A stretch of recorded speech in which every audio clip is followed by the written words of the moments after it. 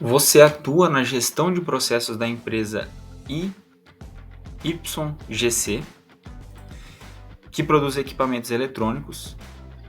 Entre os diversos produtos da empresa, o mais famoso é o notebook, que tem versões novas lançadas anualmente, sempre com atualizações que buscam acompanhar as novas tendências do mercado. Para o ano de 2022, a empresa preparou o modelo YGCX, que tem como um de seus diferenciais a bateria de longa duração. Como de costume, para verificar se as mudanças no produto foram de fato efetivas, foram realizados testes comparativos por 100 colaboradores, os quais tinham como responsabilidade checar vários aspectos, dentre os quais a presença de defeitos físicos e apontar possíveis melhorias na estrutura do notebook, antes do lançamento oficial. Também outros colaboradores testaram o tempo necessário para que o notebook pudesse ser inicializado. Para essa análise, 120 notebooks foram cronometrados com relação ao tempo para inicialização completa em minutos. Após a disponibilização dos resultados dos testes e análises realizados pelos colaboradores, você ficou responsável pela avaliação dos mesmos, os quais são apresentados a seguir. Então, na primeira análise, ele traz o seguinte: comparação do tempo com o notebook ligado em horas versus o consumo de bateria em porcentagem entre o modelo anterior e o modelo novo YGCX, né? Segunda análise, partes do notebook que apresentam defeito durante o período de teste. Então ele trouxe aqui uma tabelinha, né? E ele vai pedir para a gente fazer um gráfico de Pareto para identificar qual que é a parte que está apresentando o maior número de defeitos.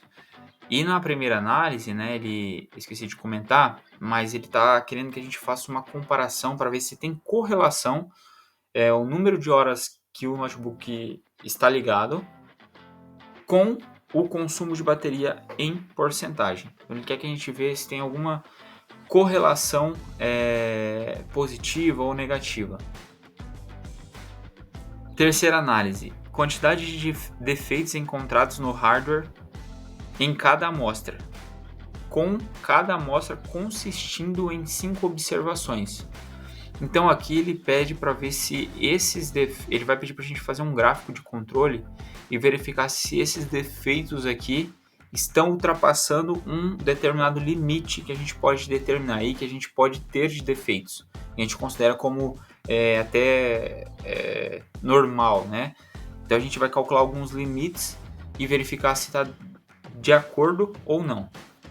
E na quarta análise, tempo em minutos necessários para a inicialização do notebook. Ele trouxe esses dados aqui e pediu para a gente montar um gráfico de controle, né? Ver o que mais se adequa, se é o gráfico X amplitude ou X desvio padrão. A gente vai ver qual que se encaixa para essa quantidade de dados, né? E tá aplicando essas ferramentas. Então nós vamos aplicar aí 4 ferramentas nesse mapa e vou fazer uma contextualização sobre cada uma delas, né? E para a gente então seguir na primeira análise, beleza?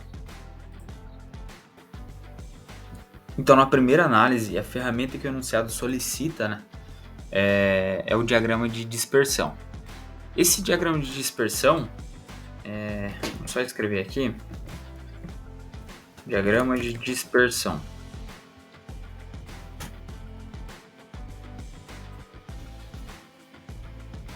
O diagrama de dispersão tem como objetivo determinar qual é a correlação entre dois dados. Por exemplo, tempo e temperatura de um determinado processo, enfim, identificar qual que é a correlação entre eles e tá identificando aí se realmente vai provocar algum impacto ou não, né, no processo. Então, só vamos deixar claro aqui qual que é o objetivo da ferramenta.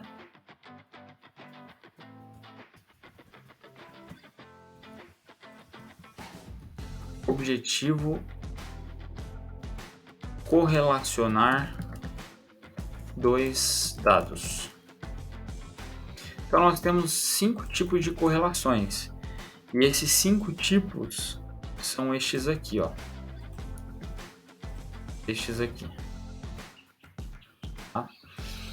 Então, existe a elevada correlação positiva, que é quando um determinado dado aumenta, aqui o eixo das abscissas, e o outro também aumenta no eixo das ordenadas.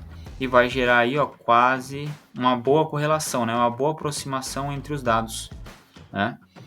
E existe a fraca correlação positiva, onde nada mais é. A única diferença é que os dados estão mais dispersos aqui no gráfico. Né? Então a gente fala que é fraca.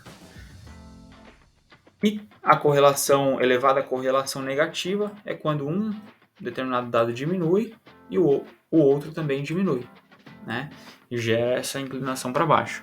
E a fraca correlação é quando aumenta a dispersão entre os dados. E quando não tem nenhuma correlação é porque realmente não vai impactar, né? Não, independente com o passar do tempo, se a temperatura aumenta, um exemplo, não vai fazer diferença nenhuma no processo, não vai implicar em nenhum defeito, nenhum problema. Enfim, são esses 5 tipos de análise que a gente pode fazer no diagrama de dispersão.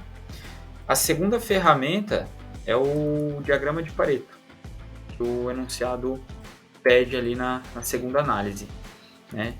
O diagrama de Pareto. Tenho aqui um outro exemplo para mostrar. E só para a gente entender mais ou menos o que representa cada dado dentro do diagrama de Pareto. Então, ele trouxe ali na segunda análise algumas partes, né, para serem analisadas do notebook, para verificar qual que está sendo mais, qual que está sofrendo maior impacto. Né? Eu trouxe aqui um exemplo aleatório, tá? Não é da segunda análise, só para ilustrar. Quando a gente precisa montar esse tipo de diagrama aqui para identificar qual daquelas partes lá gera um maior impacto. Então, por exemplo, aqui, a causa a gente já sabe que, como já está montado o diagrama de Pareto, eu sei que a causa A é a mais impactante. Só ela representa cerca de 40%, vamos supor, dos defeitos. Só uma das causas dentre as 6 que tem aqui. E são 80 defeitos, supondo que a gente esteja trabalhando com defeitos. Só ela tem 80 defeitos, né? E o percentual dela é de 40%. A causa B, ela tem 50 defeitos. Somando com a causa A, elas totalizam aí cerca de 65% do total dos defeitos. Então, nesse diagrama de Pareto aqui, eu já considero que a causa A e causa B são as prioritárias para serem analisadas, para serem corrigidas, gerarem algum plano de ação sobre elas, né? E as demais, como tem um menor impacto, eu vou postergar a análise sobre elas, porque elas têm um menor impacto, enfim. Seria mais vantajoso trabalhar com as causas A e B. Então esse é o objetivo do diagrama de Pareto, a gente identificar ali de todas aquelas partes qual que é a que tem o maior impacto. E as nossas últimas 2 ferramentas seriam, na verdade, é uma ferramenta, porém ela possui algumas características diferentes e de acordo com essas características a gente determina qual dos tipos de gráfico de controle nós podemos utilizar. Então nós podemos trabalhar ali com o gráfico de controle C e o XR, né, que é o gráfico da média X amplitude, né? E também tem o XS, que é muito próximo ali da amplitude e o que diferencia é apenas uma característica, que é o número de observações. Mas todos os gráficos de controle, eles vão ter essa cara aqui, ó. Deixa eu só pegar um exemplo aqui. Vão ter essa cara aqui.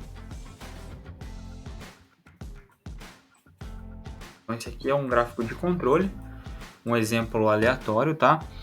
E é o seguinte, no gráfico de controle a gente vai ter o limite inferior de controle, que é esse aqui.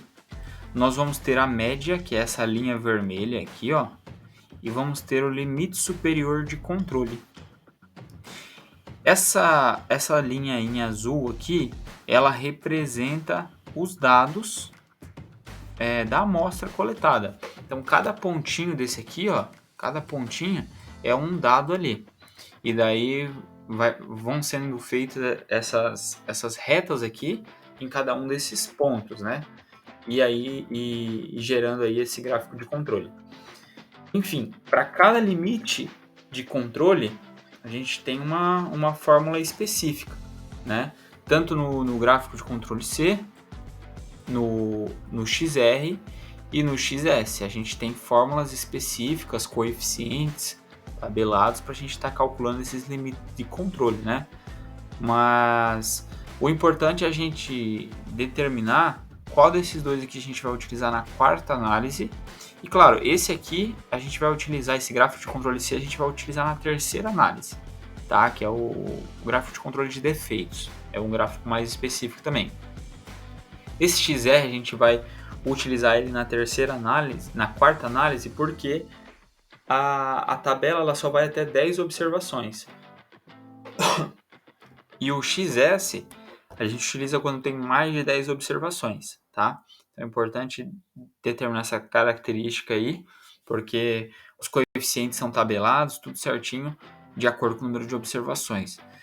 Então, assim, e o que importa para nós depois de plotar esse gráfico, né? É identificar se o gráfico, se os dados estão sob controle ou não. E basicamente, né, nenhum dos dados podem ultrapassar os limites de controle, tá bom? Não pode ultrapassar no XR e no XS, não pode ultrapassar o limite inferior e nem o limite superior. Se ultrapassar, não está sob controle. É basicamente essa a regra. No gráfico de controle C, como se trata de defeitos, não pode ultrapassar o limite superior, né? A gente está falando de defeitos, então quanto menor, melhor. Então, se estiver mais próximo do limite inferior, que provavelmente vai ser 0, melhor para nós, né? Menos defeitos, melhor. Certo? Então, essas seriam as ferramentas que nós vamos utilizar ali nas 4 análises do mapa.